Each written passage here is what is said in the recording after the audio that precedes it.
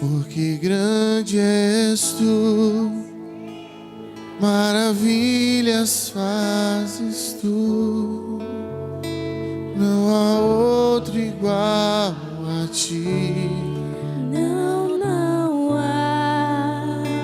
Não há outro igual a ti, porque grande és tu, maravilhas fazes tu. Não há outro igual a ti. Não, não há. Só as vozes. Porque grande és tu.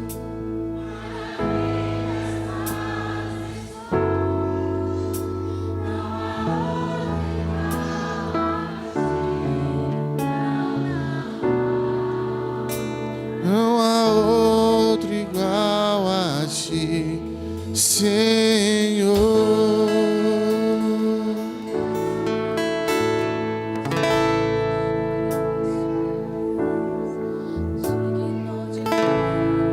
Continue adorando a Ele.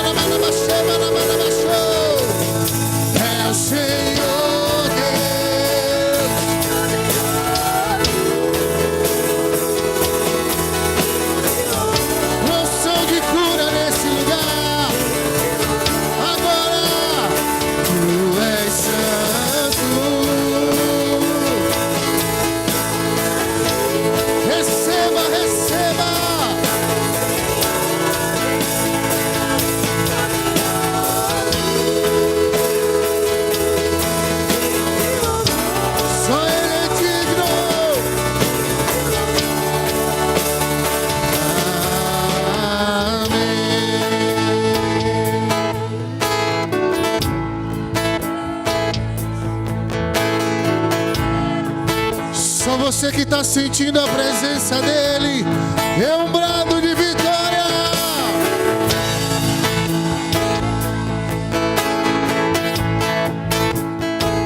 Quantos aqui vão se juntar ao coro celestial? Dá um glória a Deus bem alto. Chegou a hora de você ensaiar. Prepara aí que você vai cantar o mais alto que você puder. Todos juntos? Vamos lá. Aleluia.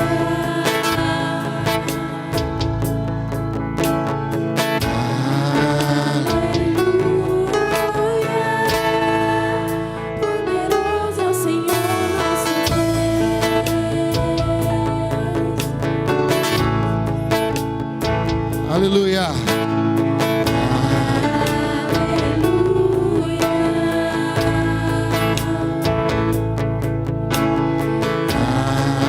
Aleluia. Poderoso Senhor.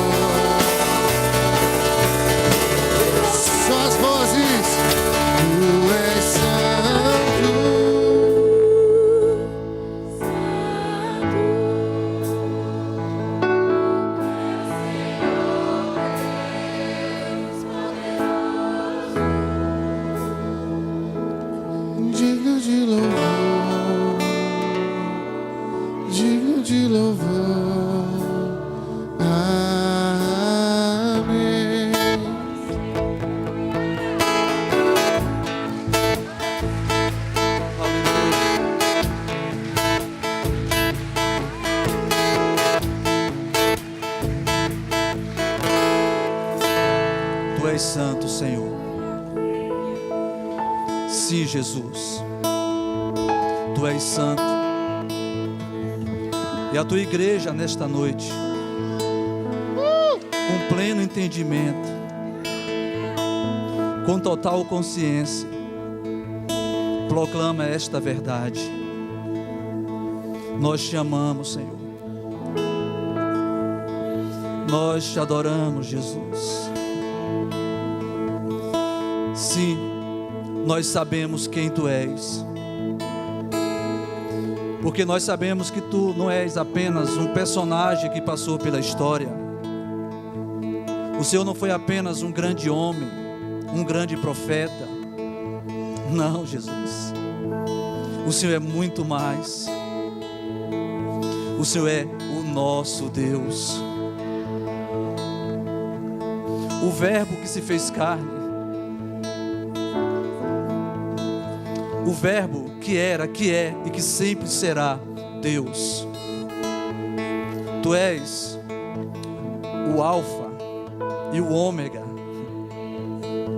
Tu és o início de tudo. Porque antes de tudo existir, o Senhor já existia. E todas as coisas subsistem no Senhor. O Senhor é o motivo da criação. O universo existe, Jesus, por Tua causa. E nós estamos aqui nesta noite reunidos por Tua causa, em gratidão, em amor, em reverência,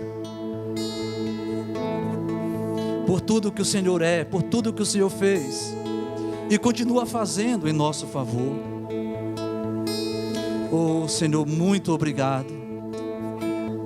Muito obrigado, Senhor. Nós te amamos. Tu és o nosso advogado. Tu és o nosso bom pastor, o amado da nossa alma, a resplandecente estrela da manhã, o leão da tribo de Judá. Tu és o Rei dos reis, o Senhor dos senhores, a testemunha fiel e verdadeira, o Deus invisível que se tornou em carne. Aleluia. Rendemos-te graça, Jesus.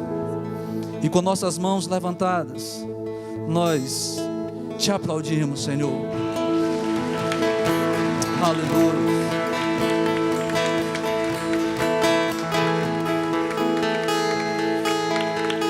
Shalom. A graça e a paz, amém? Sejam todos bem-vindos.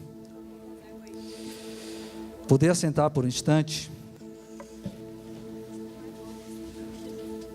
Depois eu vou pedir para vocês ficarem de pé mais uma vez, tá bom? Afinal de contas eu vou ficar em pé até o final do culto. Abra por favor a sua Bíblia no livro de Salmos de número 62.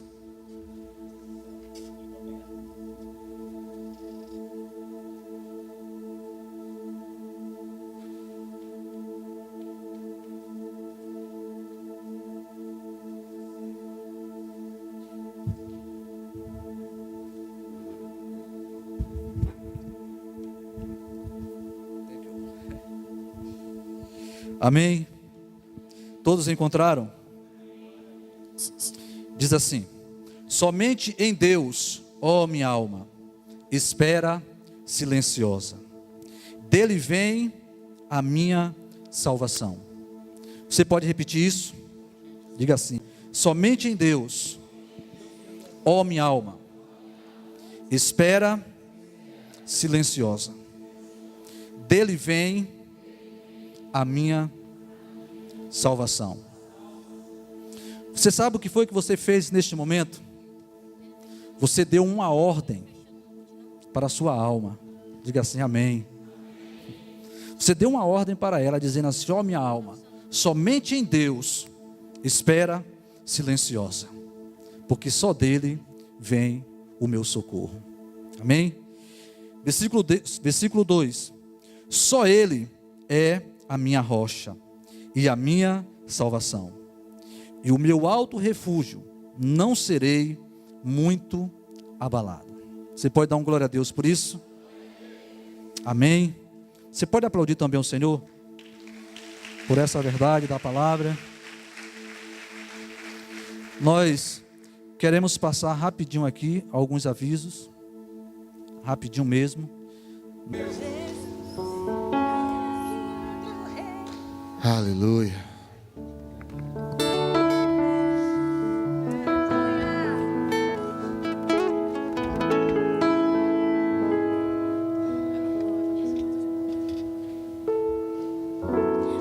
Lindo, lindo, lindo és, glória.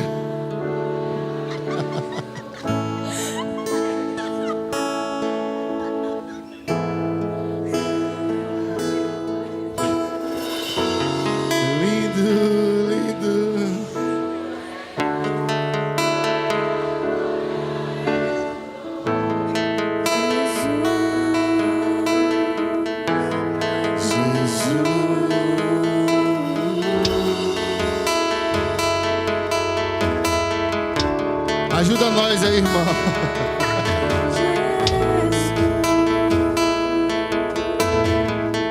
Canta pra ele, canta que ele é lindo, canta que ele é lindo.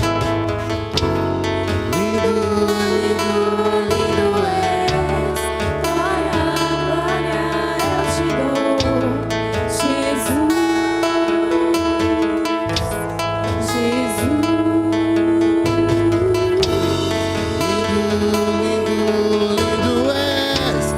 Glória, glória eu te dou, Jesus. Solta a tua voz.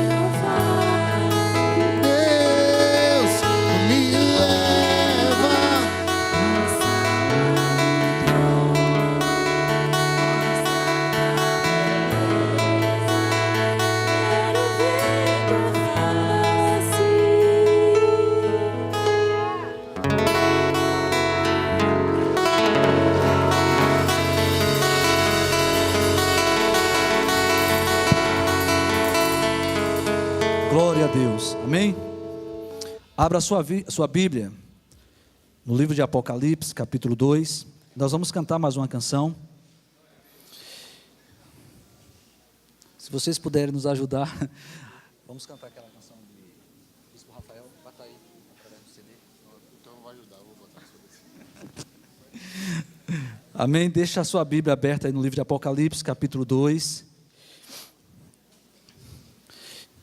Nós vamos cantar mais uma canção. Essa canção é do Bispo Rafael Divino, que vai estar conosco aqui no domingo, já para a gente começar a aprender as canções que serão cantadas aqui, que estão no CD novo dele. Aí nós vamos cantá-la agora, tá bom? Vocês vão me deixar aqui sozinho para cantar. Pois, amém? A partir do verso 1 diz assim: ao anjo da igreja em Éfeso, escreve: estas coisas diz aquele que conserva na mão direita as 7 estrelas, e que anda no meio dos 7 candeeiros de ouro. Versículo 2: conheço as tuas obras, tanto o teu labor, como a tua perseverança, e que não pode suportar homens maus, e que puseste à prova os que a si mesmos se declararam apóstolos, e não são, e os achastes mentirosos, e tens perseverança, e suportaste provas por causa do meu nome, e não te deixastes esmorecer.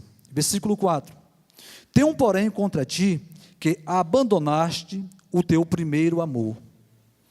Lembra-te, pois, de onde caíste, arrepende-te e volta à prática das primeiras obras. E se não, venho a ti e moverei do seu lugar o teu candeeiro, caso não te arrependas. Versículo 6: tens, contudo, a teu favor, que odeias as obras dos nicolaítas, as quais eu também odeio. Versículo 7: quem tem ouvidos, ouça o que o Espírito diz às igrejas. Ao vencedor dar-lhe-ei que se alimente da árvore da vida, que se encontra no paraíso de Deus. Poder assentar.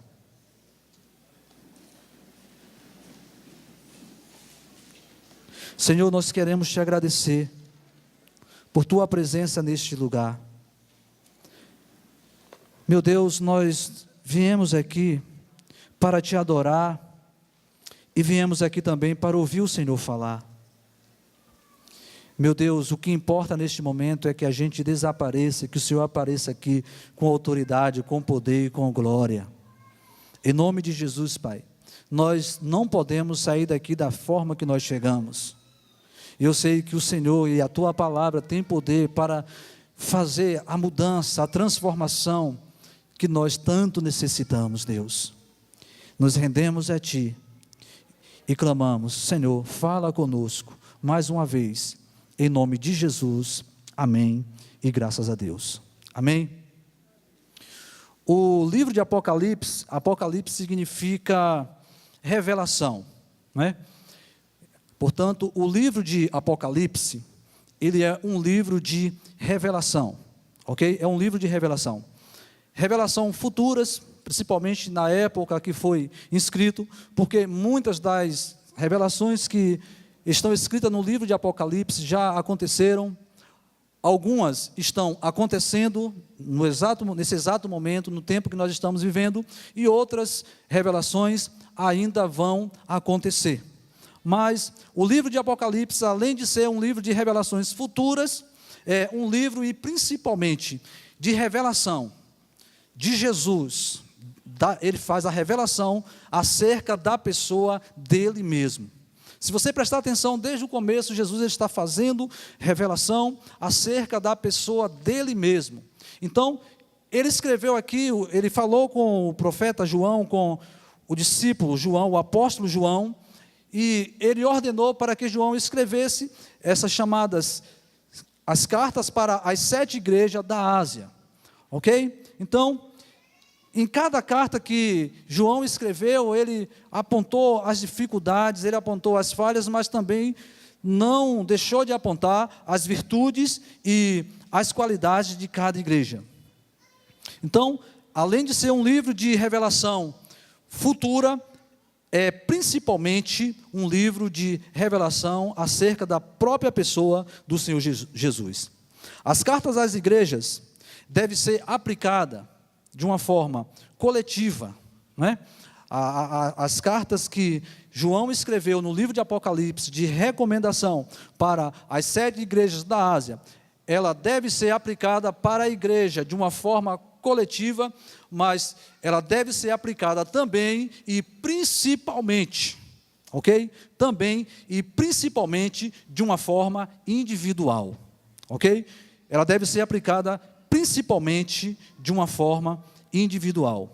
Então, nesta noite nós veremos aqui algumas verdades que nós podemos obter para aplicarmos nas nossas vidas, à luz do texto que nós acabamos de ler, no livro de Apocalipse, capítulo 2, do verso 1 até o verso 7. Então, vamos aplicar, se não de uma forma coletiva, mas vamos aplicar de uma forma individual, ok?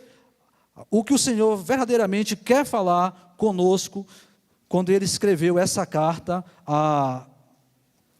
quando Ele escreveu, na verdade, as 7 cartas, mas esta noite nós estaremos focando apenas na primeira carta, que foi a carta direcionada à igreja de Éfeso.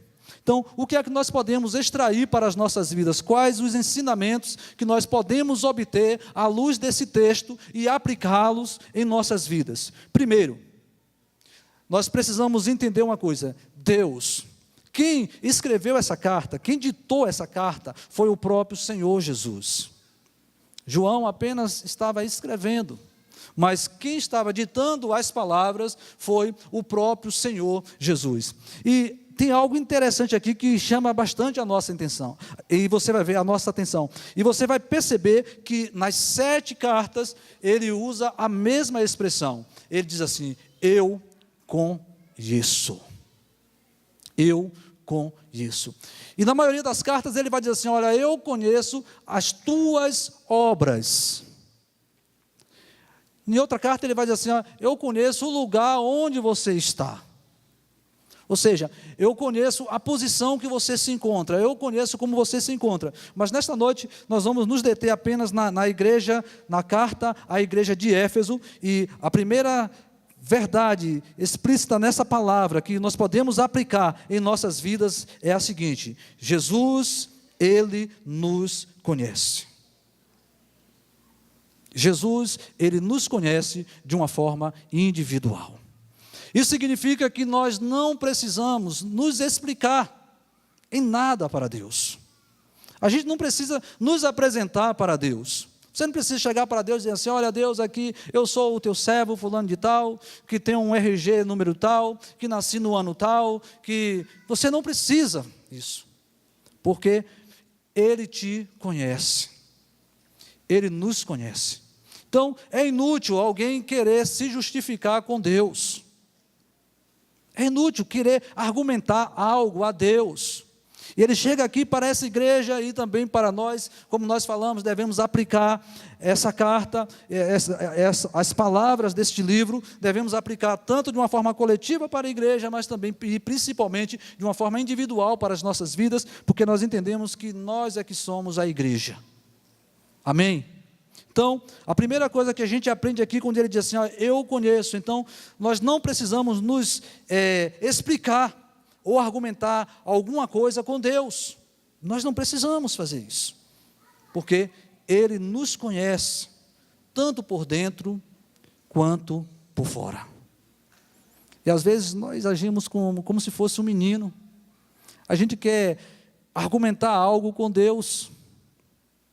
A gente quer, achando que por muito falar, por muito se justificar, nós vamos alcançar algo da parte de Deus. Não precisa isso. Eu quero dizer para você nesta noite: Ele te conhece. Ele te conhece. E eu quero provar para você que Ele te conhece mais do que você mesmo. Eu quero desafiar qualquer um aqui. Isso serve até para mim, que tenho menos que muitos aqui. Eu quero desafiar quem de vocês aqui sabe quantos fios de cabelo tem na sua cabeça.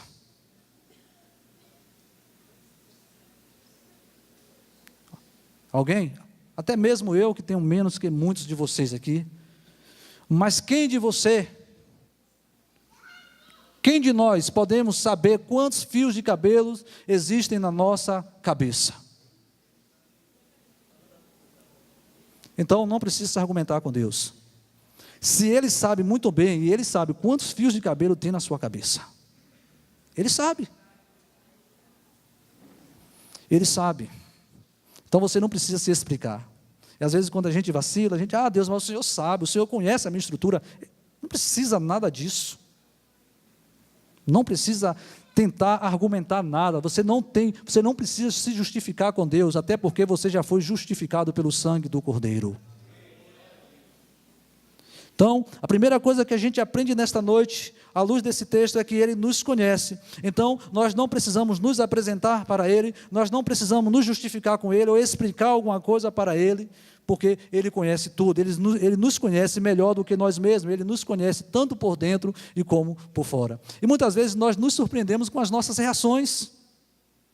Quantas vezes você já se surpreendeu? Você fez algo que depois você bota a mão na cabeça, eu não acredito que eu fiz isso. Não é assim? Muitas vezes, a gente põe a mão na cabeça, não, isso aí até fala assim, não, isso não fui eu. Quanto já fez isso? Só eu, é? Faz algo e depois pensa assim, não é possível, eu não acredito que eu fiz isso não fui eu. Como é que eu faço uma bobagem dessa? Como é que eu ajo de uma forma tão tola como essa? Muitas vezes. Mas Ele nos conhece perfeitamente. Ele sabe as nossas limitações. Ele conhece a nossa estrutura. E aí quando Ele nos prova, Ele sabe quem Ele está provando.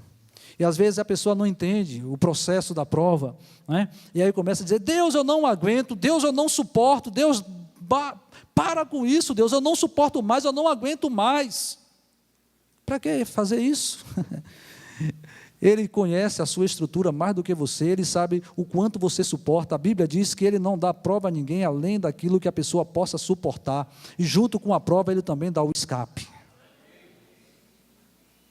E junto com a prova, Ele dá a resposta, Ele dá a solução. E muitas vezes nós falamos tanta bobagem, né, com Deus. Senhor, eu não aguento mais, eu não suporto mais isso, eu não suporto mais essa situação, eu não suporto mais esse menino. Tantas besteiras a gente fala, gente.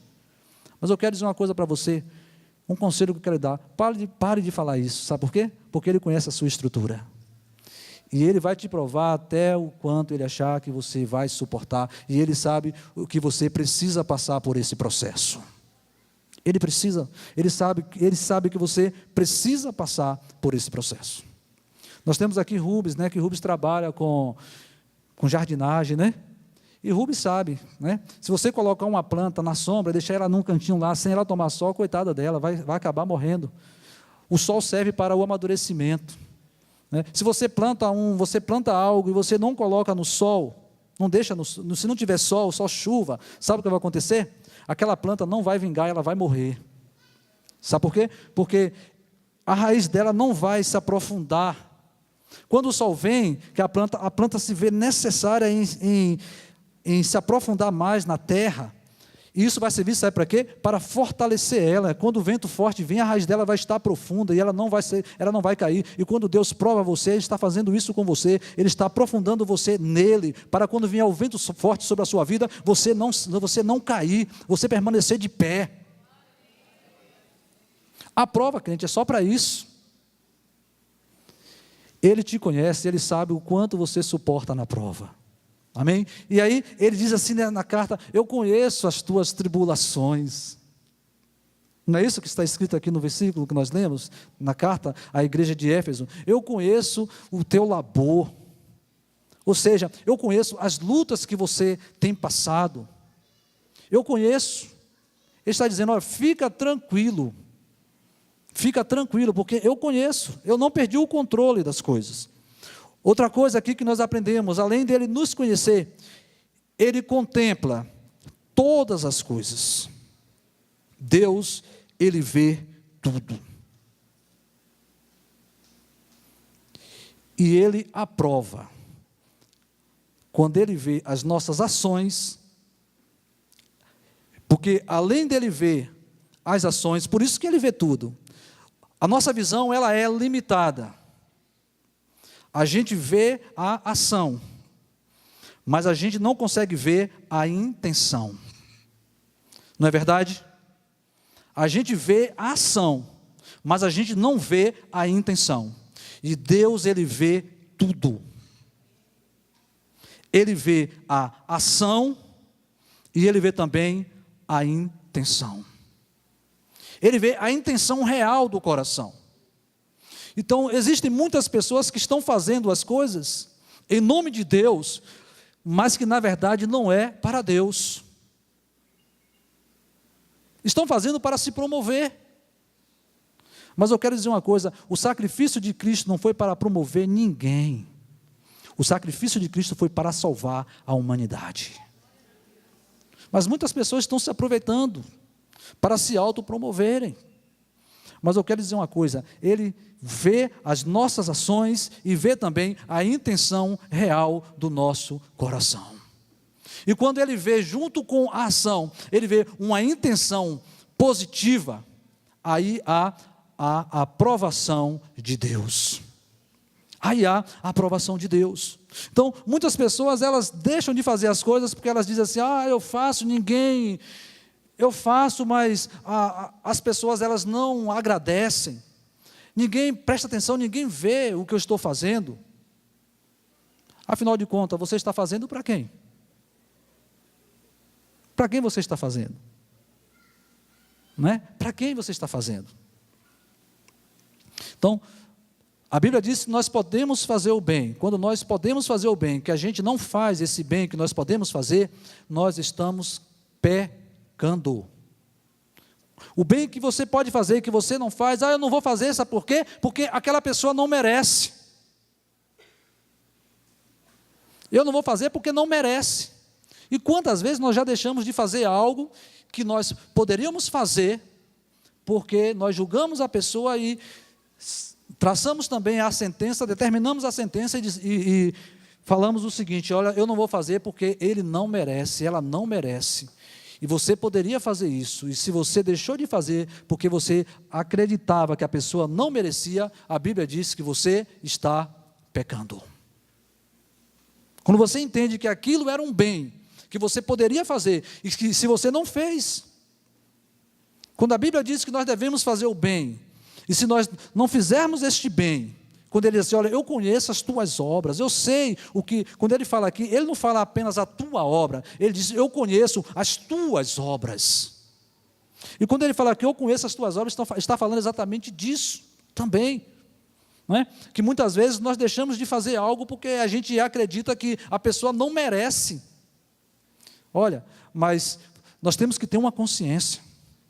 Todas as vezes que nós fazemos um bem para alguém, nós estamos prestando um serviço para Deus. Todas as vezes que você ajuda o próximo, você está, além de ajudar ele, você está prestando um serviço a Deus. Isso é também uma atitude, sabe de quê? De adoração a Deus. Sabe por quê? Porque a pessoa, ela não reconhece, ela não agradece você. E em algumas vezes ela pode até retribuir esse bem com o mal. Ela pode retribuir esse bem com o mal. Mas eu quero dizer, continue fazendo. Continue fazendo, porque você, antes de fazer para homens, você está fazendo para Deus. E tem um versículo que eu amo na palavra. Está em Hebreus 10:6. Aí ele diz assim, olha, eu não esqueço o trabalho, o empenho que você tem tido em servir aos santos, com amor e com dedicação, que você Você serve e continua servindo. Serviu e continua servindo. Com amor e com dedicação. Então, Deus, além de conhecer quem nós somos, Ele também contempla todas as coisas. Ele vê tudo e aprova as intenções sinceras do nosso coração. E eu quero dizer algo também em cima dessa palavra. Não tente jamais impressionar Deus. Não tente jamais impressionar Deus. Eu lembro de uma história de um pastor, o pastor Getúlio.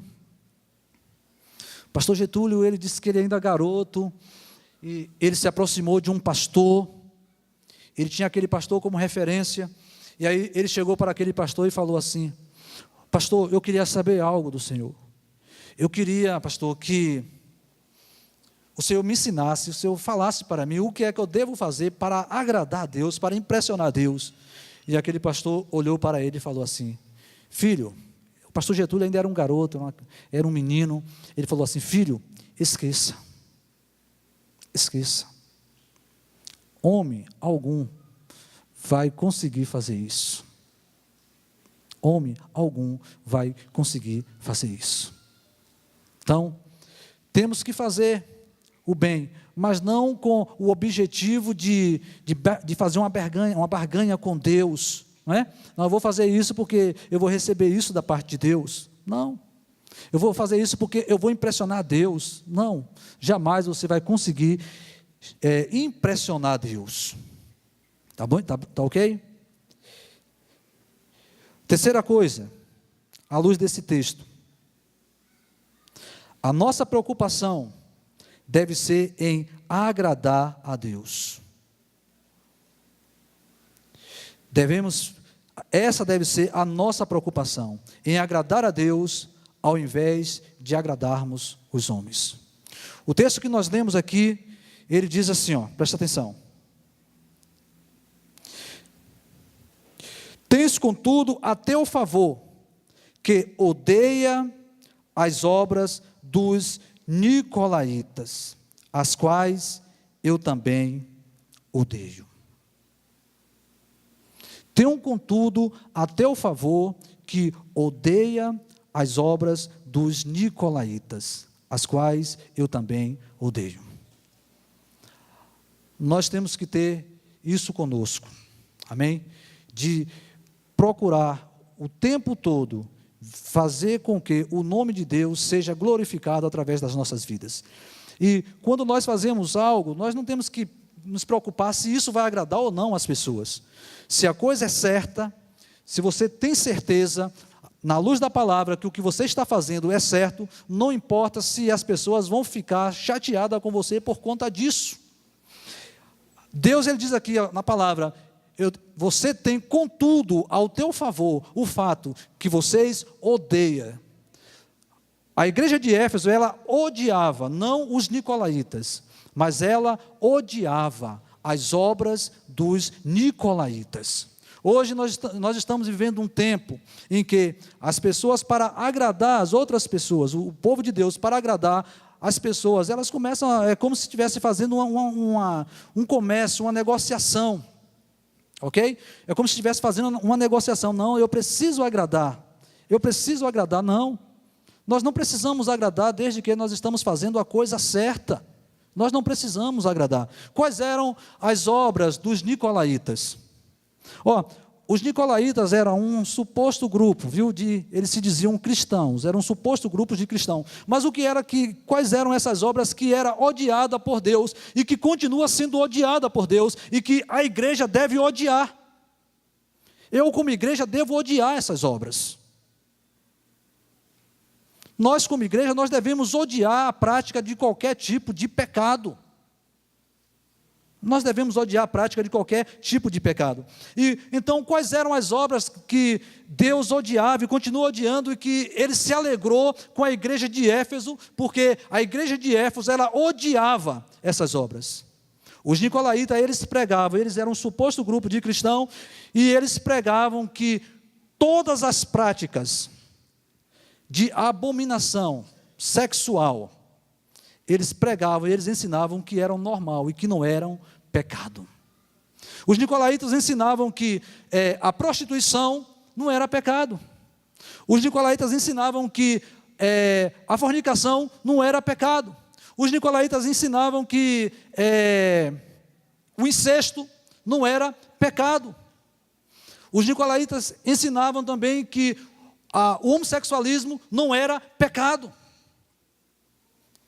Toda prática, toda libertinagem, toda prática abominável de pecado na área sexual, os nicolaítas, eles pregavam, eles ensinavam, eles diziam que não eram pecado. E nós, como igreja do Senhor, precisamos ter cuidado, porque nesse mesmo livro aqui de Apocalipse, uma das igrejas, elas ensinavam as mesmas práticas dos nicolaítas. Elas ensinavam as mesmas práticas dos nicolaítas. A gente vê, por exemplo, igrejas que têm batizado pessoas. A Bíblia fala que, para eu ser batizado, eu preciso primeiro me arrepender. Certo? Como é que o versículo diz? Arrependei-vos, não é isso? E sereis batizados. Então, o que é o arrependimento? O arrependimento, o verdadeiro arrependimento é quando eu percebo que eu estou caminhando em um caminho e eu percebo que esse caminho é um caminho errado. Mas eu não posso dizer que eu estou arrependido e continuar caminhando nesse caminho. O verdadeiro arrependimento me leva a mudar de direção. O verdadeiro arrependimento me leva a mudar de atitude. O verdadeiro arrependimento é esse: eu percebo que eu estou ferindo os princípios da palavra de Deus. O verdadeiro arrependimento é esse: eu percebo que a prática que eu estou cometendo é pecado, eu tomo uma decisão, eu paro de praticar aquilo. Isso é arrependimento. Arrependimento significa mudança de direção. Mudança de direção. Preste atenção, Deus, Ele não odiava os nicolaítas. A igreja de Éfeso, ela não odiava os nicolaítas. Ela odiava, assim como Deus, as obras, as práticas dos nicolaítas. Da mesma forma, nós não podemos ser acusados de, eu não vou nem falar de homofóbicos. Eu vou usar uma outra palavra aí, porque as práticas que os nicolaítas, que era odiada por Deus e pela igreja de Éfeso, não era só as práticas do homossexualismo, mas era todas as práticas na área sexual que era pecado. Todas as práticas. Ok? Então, a questão não é só na área do homossexualismo. Nós, como igreja do Senhor, nós temos que odiar não só a prática do homossexualismo, não os homossexuais, ok? Nós amamos, mas nós temos que odiar também a prática da prostituição, da prática da fornicação, do adultério. Da mesma forma, porque esses eram os ensinos dos nicolaítas que Deus odiava e continua odiando. Então, da mesma forma que o homossexualismo perante a Bíblia é pecado, a fornicação, que é o sexo fora do casamento, também é pecado. O adultério também é pecado. E eram essas obras que a igreja de Éfeso odiava e que chamou a atenção de Deus. E que Deus, ele disse assim: olha, contudo, você tem isso. Ele apresentou várias coisas negativas que a igreja de Éfeso praticava, que nós vamos ver neste instante. Há pouco instante nós vamos ver isso. Ele apontou várias práticas negativas, abomináveis aos olhos dele, mas depois ele chama a atenção. Ele diz assim: ó, mas contudo, eu vejo isso em vocês. Vocês odeiam as obras dos nicolaítas, a libertinagem na área sexual. E por que nós estamos abordando com muita ênfase essa prática de pecado? Sabe por quê, igreja? A Bíblia diz lá em Coríntios, 1 Coríntios, que este é o pior pecado que existe. É o pecado que é praticado na área sexual. Sabe por quê? Porque o pecado na área do sexo, qualquer espécie de pecado na área do sexo, a Bíblia diz que este é o pior pecado que existe, porque a pessoa comete esse pecado com o corpo. Mas só que tem um detalhe para o crente, para o homem e para a mulher de Deus, para o discípulo de Jesus. O seu corpo, presta atenção, ele não é seu. É por isso que a Bíblia vai dizer que esse é o pior pecado que existe. Porque esse corpo não é nosso. Aí a pessoa peca com o corpo que não é dela, que é templo do Espírito Santo. O seu corpo é templo do Espírito Santo. Por isso, você não pode pecar com o seu corpo, porque o seu corpo, se ele é templo do Espírito Santo, ele tem que ser santo. E é por isso que Deus odiava as obras dos nicolaítas, porque eles ensinavam, a suposta igreja que eles coordenavam, eles ensinavam que poderiam pecar à vontade com o corpo, na área sexual, que não era pecado. E hoje, querem inculcar na mente da sociedade brasileira, não só no Brasil, mas nas outras nações também, que o importante é a pessoa ser feliz. Não importa. Da mesma forma como, e não fique espantado, eu tenho certeza que, da mesma forma, em breve nós ouviremos também acerca de uma desculpa esfarrapada do inferno, para justificar a prática do pedofilismo. Daqui um dia vão vir com esse argumento. Infelizmente, os nossos representantes, que não nos representam de forma alguma, infelizmente, que não nos representa de forma alguma. Mas voltando aqui para a palavra. Amém? Então, nós temos que nos preocupar em fazer as coisas visando Deus, agradar a Deus. Amém?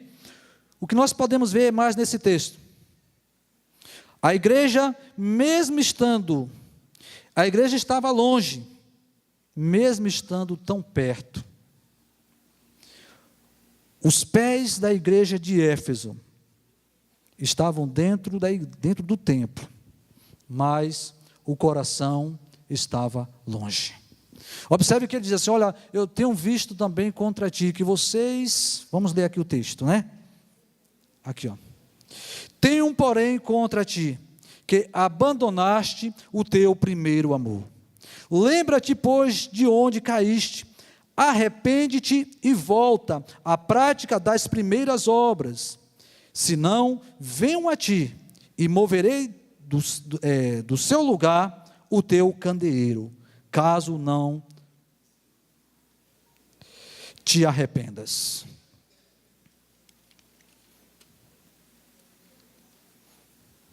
Caso não te arrependas. Gente, essa carta foi escrita para uma igreja. Essa carta foi escrita para uma igreja. Então, o povo estava na igreja, o povo não estava lá fora. Quando ele fala assim, ó, tenho porém contra ti que abandonaste o primeiro amor.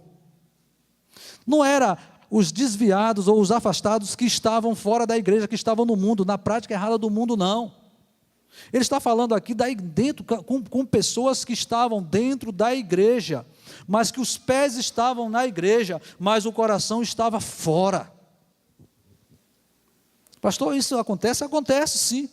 Quantas pessoas às vezes estão na igreja? É como alguém até já disse, já até deu um nome, disse que é o crente girafa, que o corpo está na igreja, mas a cabeça está lá no mundo. A cabeça está lá no mundo. Então ele está falando aqui com uma igreja que havia abandonado o primeiro amor. Ele diz, arrepende-te e volta à prática do primeiro amor. Quantas pessoas às vezes estão na igreja, no louvor está tocando, mas está preocupado no resultado do jogo do Bahia com o Flamengo? É verdade. Quantas vezes está na igreja, mas está olhando o relógio dizendo assim, ó, nossa, esse culto já está demorando demais, eu vou perder a novela. É verdade. precisa voltar. Quando nós estamos na igreja, na presença de Deus, verdadeiramente, a gente não se preocupa com o horário, não. A gente fica com saudade quando o culto acaba. A gente fica desejoso no coração, dizendo assim: oh meu Deus, que essa semana passe logo rápido, para chegar logo o dia do culto, para mim estar na tua casa adorando ao Senhor. É isso que ele está falando aqui. Não estava vendo isso, esse fogo não estava existindo no coração. Então, o Senhor estava preocupado com isso, porque ele não via mais essa chama no coração da igreja. Ele diz assim: ó, tem um porém contra ti, você abandonou o primeiro amor, não existia mais essa paixão, esse fogo, o desejo de estar na presença. Muitas coisas eram mais atrativas para aquela igreja do que estar na presença. E nós precisamos ter cuidado, porque nada neste mundo pode ser mais atrativo para nós do que a presença de Deus, do que as coisas relacionadas a Deus. E aí nós temos que fazer uma introspectiva, uma autoanálise nas nossas vidas para ver se existe algo que está querendo tomar esse lugar de Deus, que está se tornando mais importante do que Deus. E é muito simples a gente fazer esse julgamento. É só a gente ver onde é que nós passamos mais tempo. Eu não estou falando aqui de trabalho, que você trabalha, claro, você fica 8 horas no trabalho, não é verdade? Tem pessoas que ficam até mais. Não estou falando de trabalho, mas estou falando onde é que você sente mais prazer em estar. Qual é o lugar que você sente mais prazer em estar? E aí ele diz: olha, eu tenho um porém contra ti isso, que você abandonou o primeiro amor. Aí ele diz assim: olha, arrepende-te e volta. Mas nesse mesmo versículo tem algo, irmãos, que é muito sério e que nós precisamos nos atentar para isso nesta noite. Ele diz assim: olha, lembra-te, pois, de onde caíste, arrepende-te e volta à prática das primeiras obras, e, se não, venho a ti, e moverei do seu lugar o teu candeeiro. Pastor, o que isso significa? O que é que Deus está falando? O que isso significa? Senão, eu venho contra ti e moverei de ti o teu candeeiro. Ele estava chamando aqui a atenção da igreja de Éfeso, da mesma forma que está chamando a minha atenção e a sua atenção nesta noite. Da mesma forma, ele está dizendo: olha, eu tenho visto que você abandonou o primeiro amor. Você precisa lembrar de onde foi que você caiu, e você precisa voltar depressa, mas não é voltar para os cultos e com a cabeça e com o coração fora, porque ele está falando aqui com a igreja que estava presente nos cultos. Você precisa voltar depressa. Aí ele diz: senão eu vou tirar de você o candeeiro. O que é isso? O candeeiro. Esse versículo entra em linha com aquela palavra que Jesus falou acerca do pecado de blasfêmia contra o Espírito Santo. O que é o pecado de blasfêmia contra o Espírito Santo? E por que esse pecado não tem perdão? Quando Jesus falou assim: olha, se blasfemar contra o Pai, há uma chance. Se blasfemar contra o Filho, há uma chance. Mas se blasfemar contra o Espírito Santo, quem convence o homem do pecado, da justiça e do juízo é o Pai, é o Filho. Quem é? O Espírito Santo. O Espírito Santo. E o que é blasfemar contra o Espírito Santo? É simples para nós entendermos isso. Às vezes as pessoas pensam: não, eu vi uma obra ali, eu julguei, eu falei que era do diabo, era do Espírito Santo, e eu blasfemei contra o Espírito Santo, e agora não tem mais jeito para a minha vida. Você não blasfemou contra o Espírito Santo, você cometeu um erro, você se equivocou, você fez um julgamento. Blasfemar contra o Espírito Santo, sabe o que é? É o Espírito Santo falar como ele está falando nessa noite com você, e você não dá ouvido, virar as costas. continuar na mesma prática. Ele continua falando e a pessoa está virando as costas. É isso que Jesus está dizendo aqui. Eu vou tirar de você o candeeiro. E quando ele tirar o candeeiro, sabe o que é? A pessoa começa a praticar a coisa, mas para ele agora é normal, é natural. É normal. O pecado para ele agora, a prática abominável para ele é a coisa mais normal do mundo. Sabe por quê? Porque o Espírito Santo não vai estar mais convencendo ele. Porque o candeeiro foi tirado dele.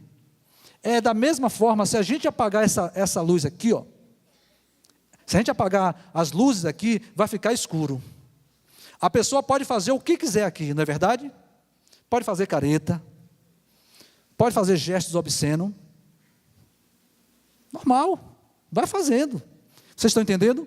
Mas quando a luz está acesa, ele não faz. Por quê? Ele vai ser visto. Quando ele diz assim, ó, se você não se arrepender, você tem que lembrar de onde você caiu. E se você não se arrepender e você voltar depressa para a prática do primeiro amor, eu vou tirar de você o candeeiro. Coitado da pessoa que ele tirar o candeeiro. A pessoa vai cair num precipício. É perdição eterna. Se ele tirar o candeeiro, aí sim, é blasfêmia contra o Espírito Santo. Mas ele só vai tirar o candeeiro se a pessoa não der ouvido. E aí por isso que no final, ele diz assim, aquele que tem ouvido, ouça o que o Espírito está falando para a igreja. Aquele que tem ouvido, ouça o que o Espírito está falando para a igreja. A carta que ele diz aqui, que às vezes a gente até prega para as pessoas aí fora, às vezes a gente até prega para a pessoa que desviou, que está lá fora, mas ele está falando com a igreja que estava presente, cujos pés estavam dentro do templo, mas o coração estava longe de Deus. Os pés perto, mas o coração longe. E quando o coração está longe, não adianta nem gritar. Sabe por quê? Porque não ouve. E quantas pessoas estão com os pés na igreja, mas com o coração longe, praticando as piores coisas possíveis, as coisas mais abomináveis possíveis. A gente fica triste, porque infelizmente, às vezes estão até ministrando no altar, pensando que Deus não está vendo. Mas felizmente, não é infelizmente não, é felizmente, Deus está vendo. E felizmente, Ele ainda dá uma oportunidade. Aí se a pessoa não der ouvido à oportunidade que Ele dá, aí Ele vai tirar o candeeiro. Entenda uma coisa nesta noite. Deus, Ele conhece você. Deus, Ele conhece as tuas obras. Deus, Ele tem visto as tuas práticas. Essa carta foi escrita para a igreja de Éfeso. E ele apontou as qualidades e as virtudes para aquela igreja. Se no lugar do nome Éfeso estivesse o teu nome, quais seriam as palavras que iriam conter nesta carta?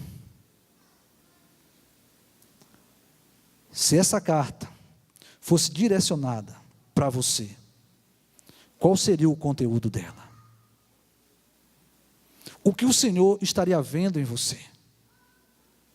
Quais são as obras que Ele tem visto em você? Onde você tem andado?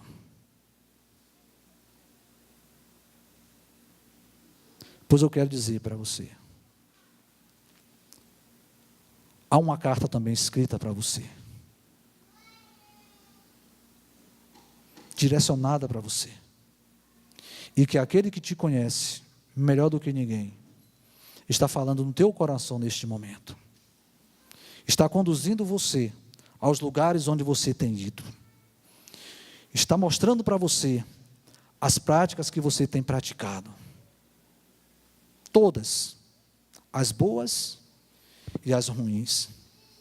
Ele conhece todas, as boas e as ruins.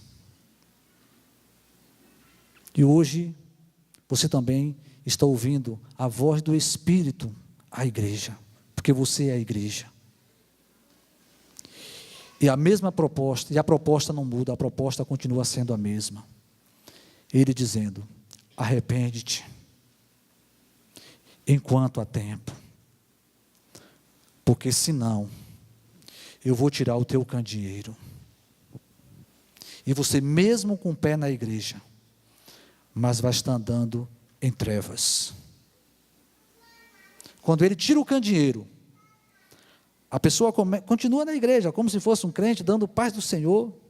Ela continua da mesma forma, mas ela não consegue mais ouvir a voz do Espírito Santo.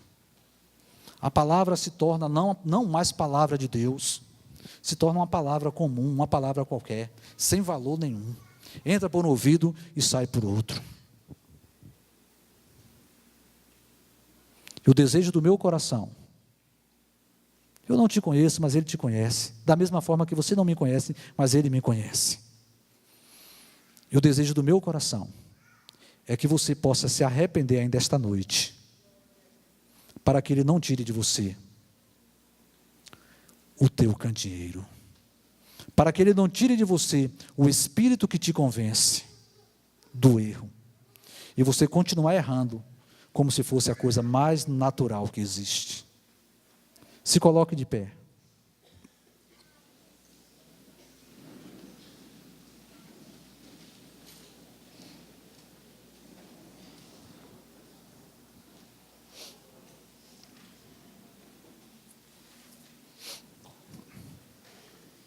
Feche seus olhos.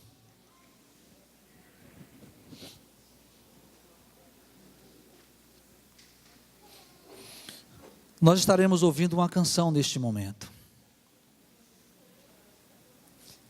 E o convite continua sendo o mesmo. Lembra-te de onde você caiu. Arrepende-te e volta depressa ao primeiro amor, antes que eu venha sobre ti e tire o teu candeeiro.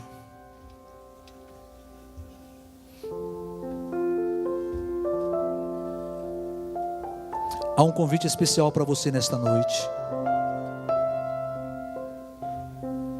Sabe por que Ele trouxe essa palavra nesta noite? Porque Ele nos conhece. Talvez você veio hoje pensando que seria a continuidade, que o apóstolo Ribeiro estaria aqui, dando continuidade à série de estudo maravilhoso que ele tem ministrado aqui aos nossos corações, sobre o poder das palavras. E hoje você ouve o Senhor falando com você, que Ele te conhece,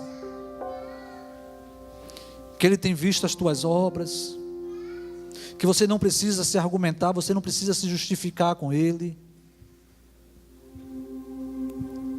E dizendo para você: lembra-te de onde você caiu, porque mesmo com os teus pés dentro da igreja, mas o teu coração está longe dEle. E Ele diz para você nesta noite: arrepende-te enquanto ainda é tempo, senão eu vou tirar o candeeiro.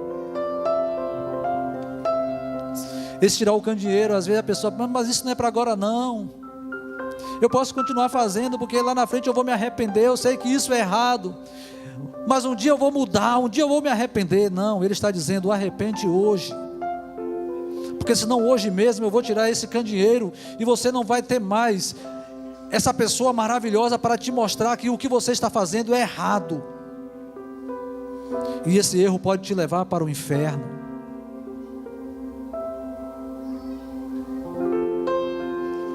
O que adianta? É da mesma forma, a pessoa pode ir num restaurante, o restaurante mais caro que existe, escolher a comida mais cara que existe naquele lugar, um restaurante de fama, de renome, renomeado, e a pessoa escolher a comida mais cara que tiver no menu.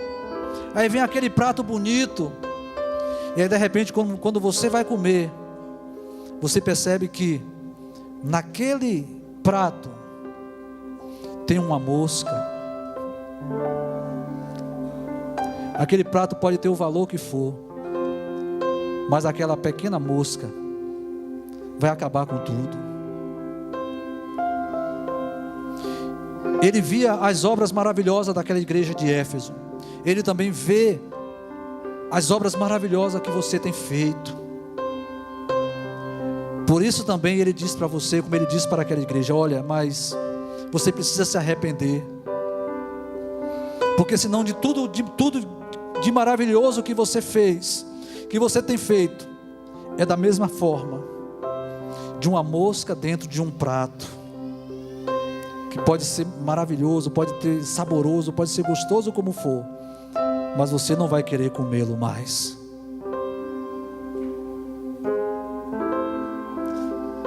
Não importa o que você tem feito, é importante sim, tem valor.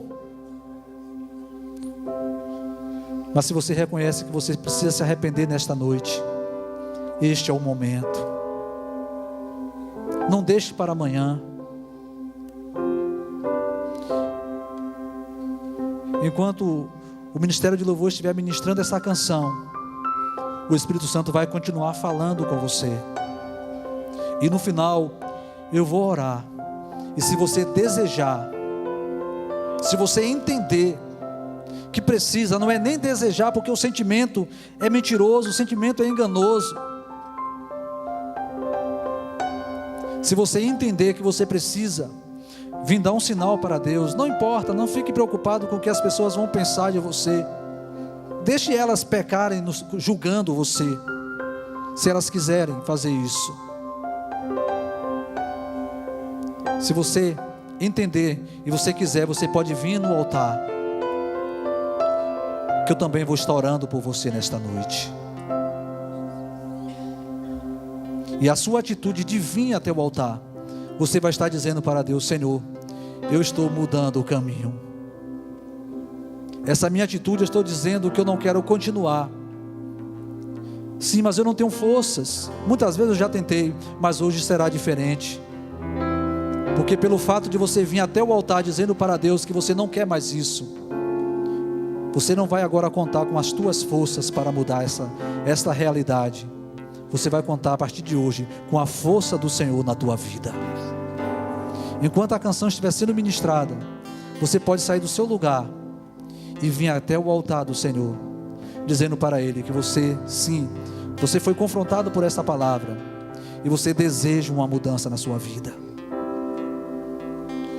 Quero voltar ao início de tudo, encontrar-me contigo, Senhor. Quero rever meus conceitos e valores. Eu quero reconstruir. Vou regressar ao caminho, vou ver as primeiras obras, Senhor. Eu me arrependo, Senhor, me arrependo, Senhor, me arrependo, Senhor.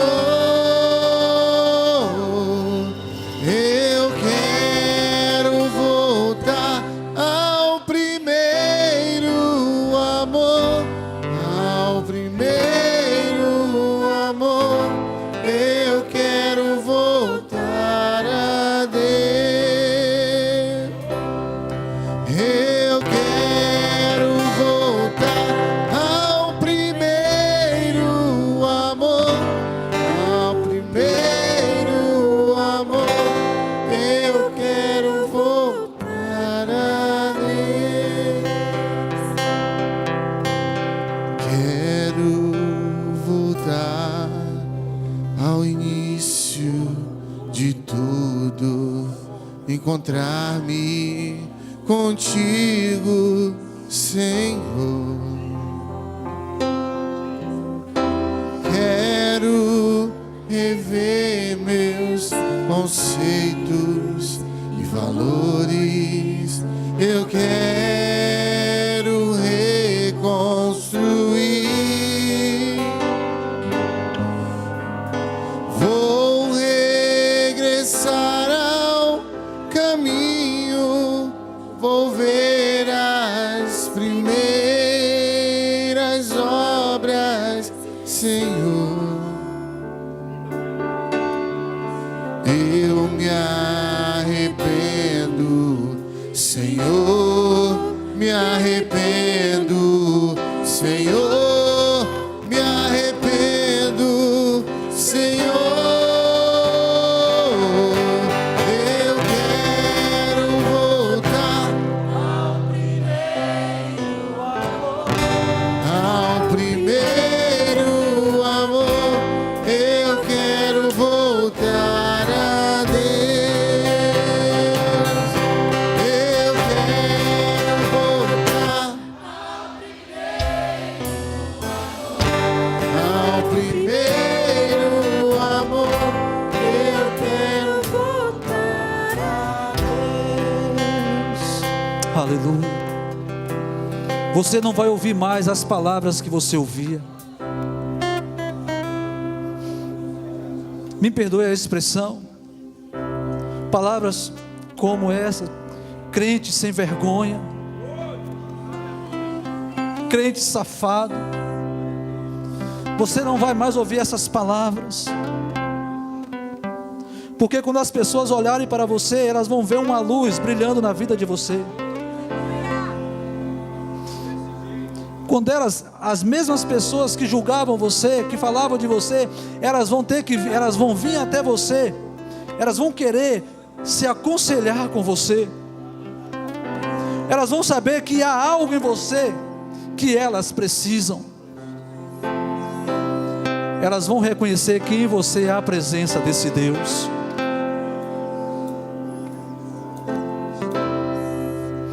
Hoje está sendo escrita uma nova carta acerca de você. E as palavras contidas nessa carta começam da seguinte forma: hoje eu tenho visto o desejo do teu coração. Eu sei que tem sido difícil para você, mas você tem demonstrado através da sua atitude que você quer uma mudança. Pois saiba uma coisa: você não vai lutar mais com as tuas forças, porque a partir de hoje eu serei contigo.